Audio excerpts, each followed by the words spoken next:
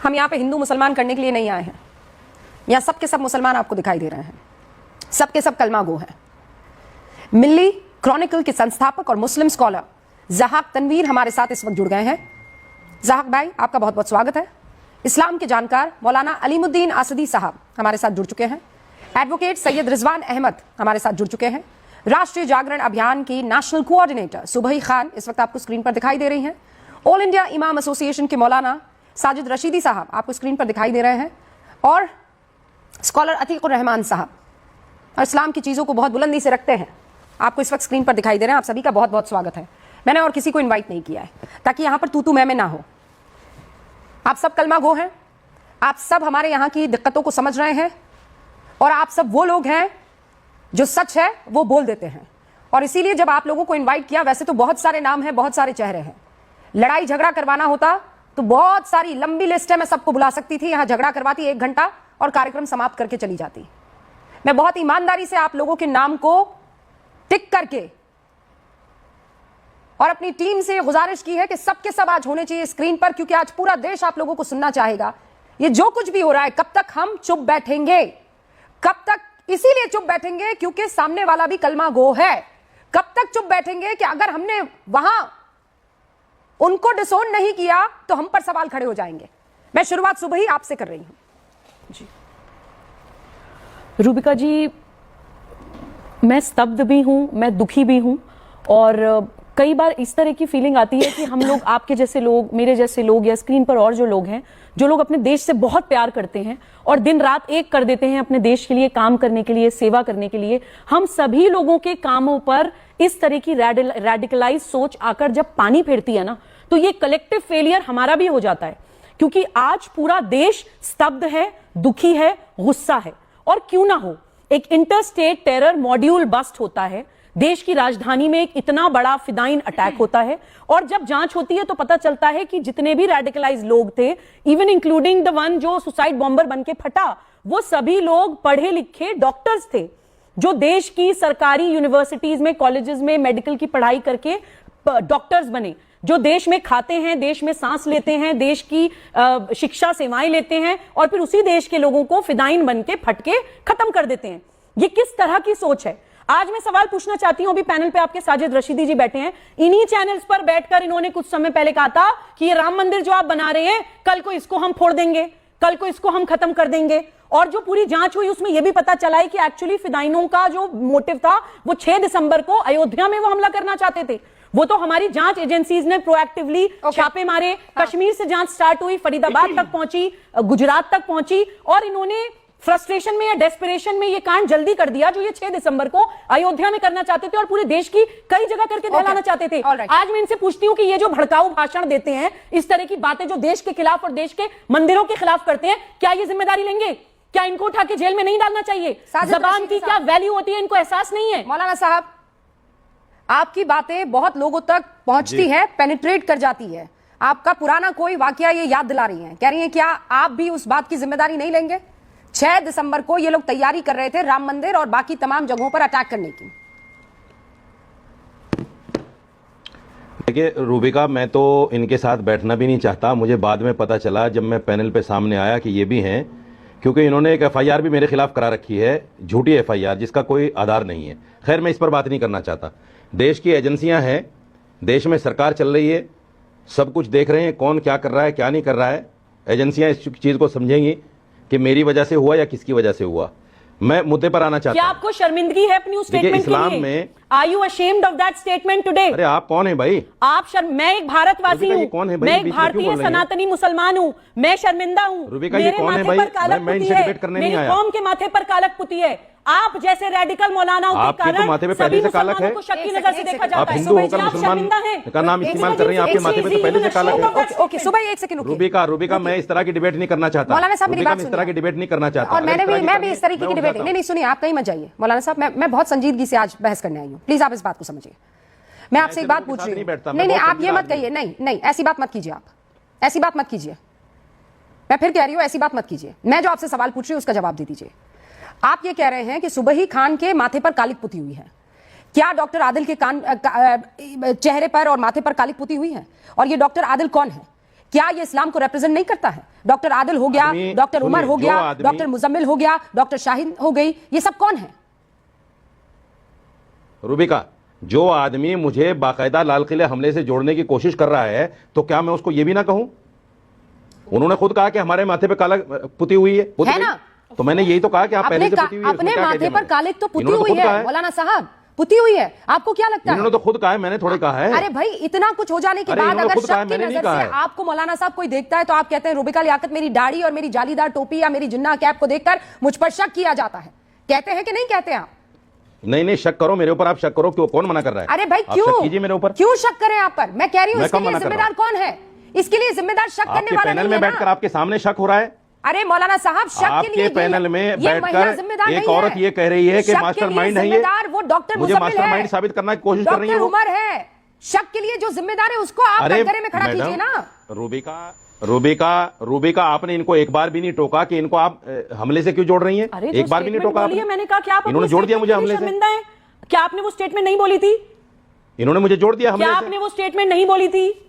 क्या स्टेटमेंट? आपने एक बार भी नहीं टोका इनको कि आपने ऐसी बात क्यों कही? बना रहे हैं, कल को फिर कोई आएगा, उसको फोड़ दिया जाएगा, उसको खत्म कर दिया जाएगा, उसको फिर तोड़ दिया जाएगा। क्या आपने स्टेटमेंट नाशिर मैं अपनी बात कर लूं? मैं आपके सवालों का जवाब देने आया हूं, मैं इनसे बहस करने नहीं आया। मैं फिर कह रहा हूं, मैं उठ जाऊंगा, निकाल के सोशल मीडिया पे वायरल कर देंगे रशीदी साहब। मैं सिर्फ इतना कह रही हूं कि जिम्मेदारी लीजिए। रूबिका जी सिर्फ इतना कह रही है कि डिसोन कर देने से नहीं होगा, हमें ये मानना पड़ेगा कि ये हमारी कौम है, हमें मानना पड़ेगा कि ये हमारे रेडिकलाइज्ड बच्चे हैं। अब ठीक है, प्लीज, अब मैं फिर कह रही हूं, आप लोग आपस में ऐसे लड़ेंगे तो कैसे चलेगा? अब आपने अपना you made your point. Maulana Sajid Rashidi, please अपनी बात रखिए। मेरे 4 और मेहमान अभी इंतजार कर रहे हैं और बहुत से लोग हैं जो आज आप लोगों को सुनना चाहते हैं। आपने इनसे 2 बार कह दिया, ये फिर भी नहीं मान रही है, फिर बोलेंगे मेरे बीच में। नहीं बोलेगा कोई आपके बीच में। चाहता इनके साथ। मैं पॉइंट पर आ रहा हूं। देखिए, इस्लाम में अपने आप को जलाकर मारना, पानी में कूदकर डूबकर मर जाना या सुसाइड बम्बर बन जाना, इस्लाम में यह खुदकुशी है जो बिल्कुल हराम है, बिल्कुल हराम है। और इस्लाम में यह भी कहा गया कुरान में कि अगर कोई आदमी एक गुनाह को कत्ल करता है, वो ऐसा है जैसा उसने सारी इंसानियत को कत्ल कर दिया। तो जिस इस्लाम में इतनी खूबसूरत बातें हैं, उसका मानने वाला सुसाइड बम्बर कैसे बन सकता है? आप बताइए ना कैसे बन सकता है? उसका मानने वाला नाहक लोगों की जान कैसे ले सकता है? आप बताइए ना कैसे हो रहा है? मैं तो नहीं मानता। सुबह जी प्लीज, मैं तो नहीं मानता कि ये मुसलमान होंगे। रुकिए प्लीज। मैं तो नहीं मानता कि ये मुसलमान होंगे। नहीं, आप क्यों नहीं मानते हैं? जो कुरान की बात को न माने वो मुसलमान हो ही नहीं सकता। नहीं, तो आप में से कितने लोग निकले हैं बाहर? जो कुरान की बात को न माने वो मुसलमान हो ही नहीं सकता। नहीं, इतना कह देने से नहीं चलेगा ना, इतना कह देने से नहीं चलेगा। रिजवान साहब, नहीं आप दूसरी नहीं, पहले इस बात पर नहीं, मैं पहले बात पर टिकूंगी सर, कि हम तो मानते ही नहीं ये मुसलमान है। रिजवान साहब, मुसलमान तो आपको भी नहीं माना जाता है, सुबह को भी नहीं माना जाता है, मुझे भी नहीं माना जाता है, है ना? हाथ में एक दीपावली का दिया पकड़ के खड़े हो जाते हैं तो सबसे ज्यादा हमारे लिए मीम बनते हैं, सबसे ज्यादा हमारे लिए यूट्यूब पर बड़े बड़े मैसेजेस बनते हैं, घर घर तक पहुंचा दिए जाते हैं। कितने बने हैं मीम और कितने बने यूट्यूब पर वीडियोस? ये डॉक्टर मुजम्मिल के लिए और डॉक्टर शाहिदा के लिए कितने बने हैं, बताइए मुझे रिजवान साहब। जी हाँ रूबिका, शुक्रिया। जय हिंद, वंदे मातरम। रूबिका, अभी शुरू में आपने डॉक्टर्स का जिक्र किया कि पढ़े लिखे लोग थे। रूबिका, आपने जिंदगी में देखा होगा एक आदमी बड़ा सेहतमंद होता है, सेहत का ख्याल रखता है, सुबह टहलता है, स्मोक नहीं करता है, कुछ नहीं करता है, लेकिन आपको पता चलता है उसे कैंसर हो गया अचानक, या उसकी किडनी में कुछ प्रॉब्लम हो गई है। तो रूबिका, इस बीमारी का एजुकेशन से कोई लेना देना नहीं है, ये इनके दिमाग का जहर है। कभी कभी वो 1 डिग्री का हो जाता है तो आपको पता नहीं चलता, आप उस आदमी को डिबेट में बुला लेती हैं। जब ये 6 डिग्री का हो जाता है वो बम ब्लास्ट करने लगता है। तो ये बुखार की तरह है, 99 से 106। इस बीमारी के जो शिकार हैं, बहुत सौ का टेम्परेचर 101 है, पर आप उनको समाज का हिस्सा मान के डिबेट में भी बुला लेती हैं।